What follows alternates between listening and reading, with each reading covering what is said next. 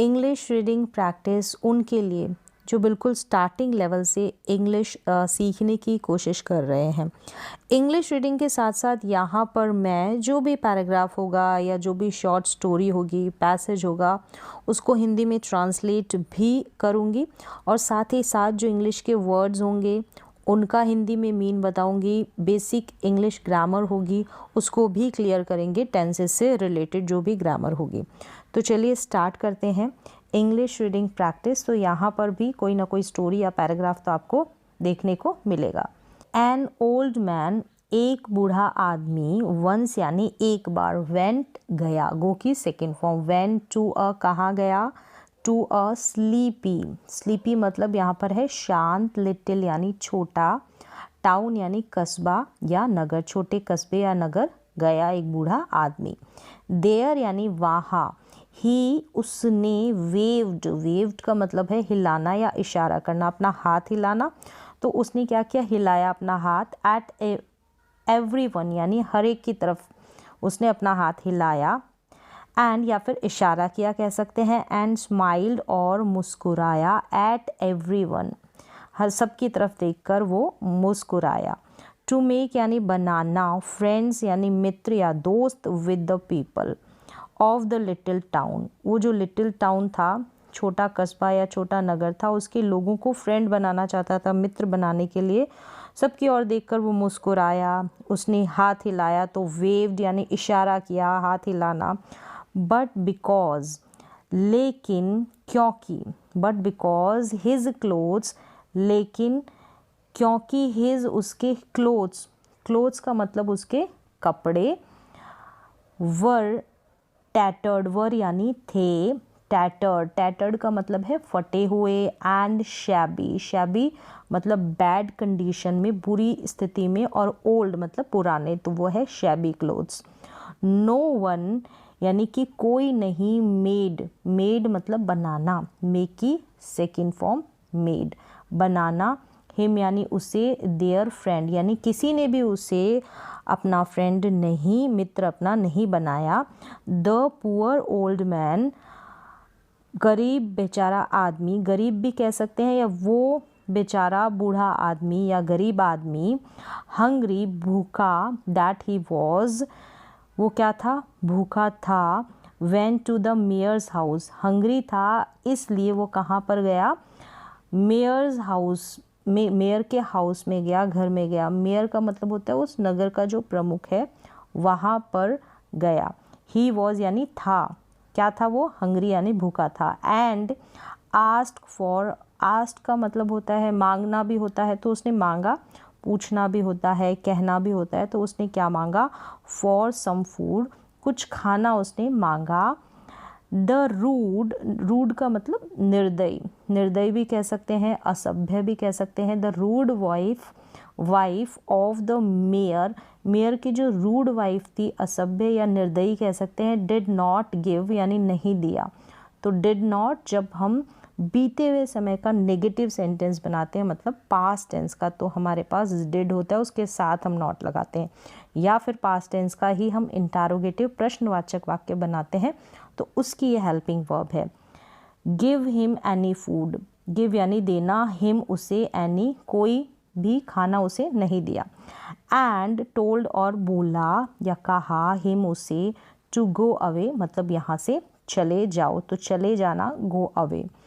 The hungry old man, hungry भूखा बूढ़ा आदमी। वांडर्ड, वांडर्ड का मतलब होता है इधर उधर घूमना या फिर भटकना, बिना उद्देश्य के इधर उधर भटकना, घूमना।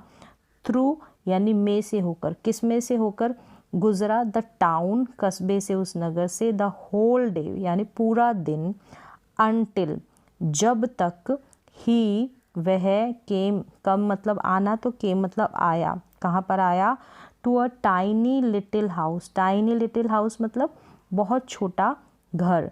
दैट, दैट बिलोंग जो, दैट यानी जो, जो इस घर की बात हो रही है, जो बिलोंग्ड मतलब संबंधित था। टू एन ओल्ड वुमेन, एक बूढ़ी औरत थी, उससे संबंधित था, मतलब उसका घर था। This women was the poorest मतलब सबसे गरीब, जो ये वुमेन थी, ये जो औरत थी, ऑफ ऑल द सबसे गरीब थी, ऑफ ऑल द पीपल सभी लोगों में, हु जो लिव्ड यानी रहते थे कहाँ पर, इन द टाउन उस कस्बे में रहते थे, उसमें सबसे ये गरीब थी। दिस ओल्ड वुमेन यह जो बूढ़ी औरत है, फेल्ट सॉरी मतलब उसे बुरा लगा, फील मतलब लगना, महसूस होना, और सॉरी मतलब गलत, उसे बुरा लगना।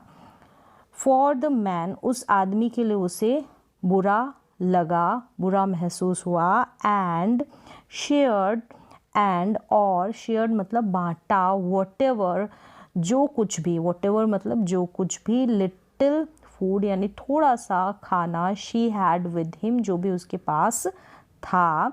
द ओल्ड मैन यहाँ पर हैड का मतलब है था, ठीक है। हैव मतलब पास में, प्रेजेंट में कुछ भी और पास्ट में कुछ भी था बीते हुए समय में, तब हम हैड का यूज़ करते हैं।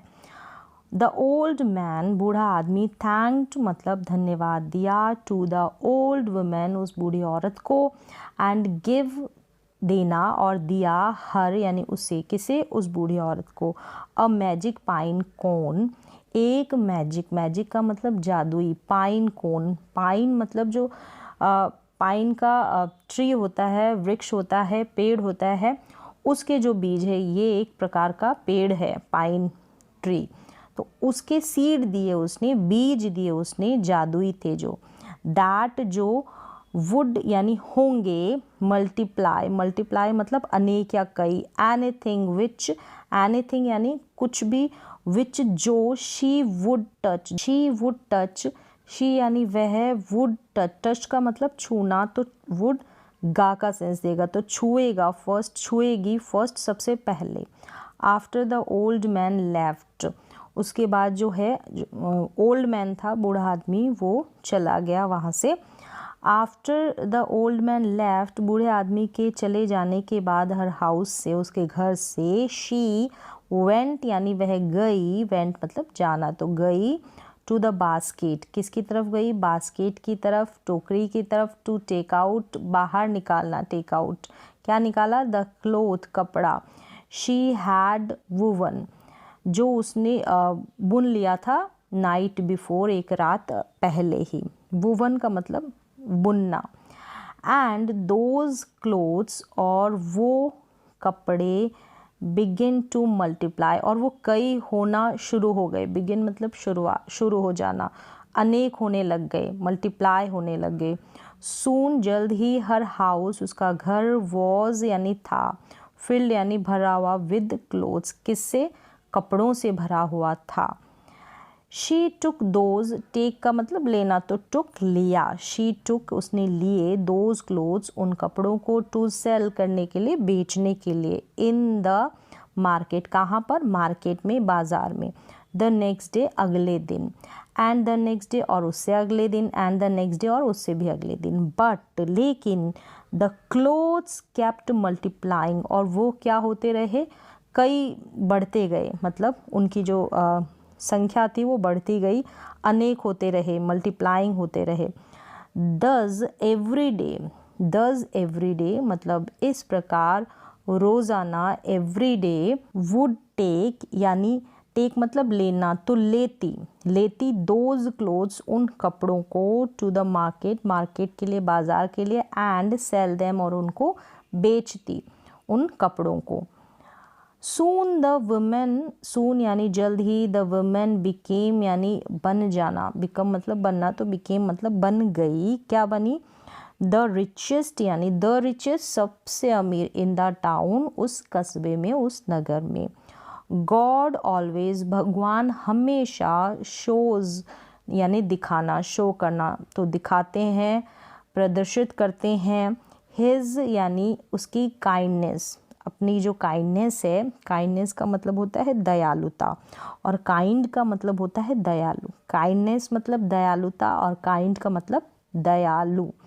टू काइंड पीपल यानी दया जो है वो प्रकट करते हैं, शो करते हैं, दिखाते हैं, प्रदर्शित करते हैं, मतलब उनकी हेल्प करते हैं।